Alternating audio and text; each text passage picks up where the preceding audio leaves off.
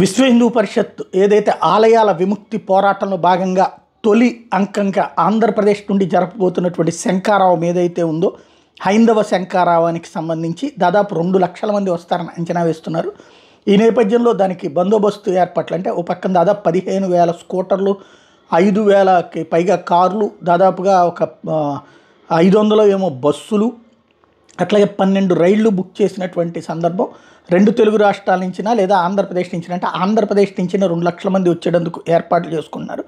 ఈ నేపథ్యంలో తగినటువంటి బందోబస్తు ఏర్పాటు చేయమని చెప్పేసి ఆ పార్టీ భారతీయ జనతా పార్టీ తరఫున అంటే ఇది చేస్తుంది విశ్వ హిందూ పరిషత్. విశ్వ హిందూ పరిషత్కి పొలిటికల్ ఎఫిలియేషన్ ఎవరితో ఉంటుందంటే భారతీయ జనతా పార్టీ. కూడా భారతీయ జనతా పార్టీకి సంబంధించినటువంటి ఎమ్మెల్యే ఎవరైతే పార్థ డెంటల్ అధినేత పార్థసారథి తాజాగా డీజీపీ ద్వారకా తిరుమలరావు గారిని కలిసి ఇట్లాగ తమ వాళ్ళకి సంబంధించి ఆ సెక్యూరిటీ ఏర్పాట్లు చూడమని చెప్పి, ఇబ్బంది లేకుండా చూడమని చెప్పి రిక్వెస్ట్ చేశారు.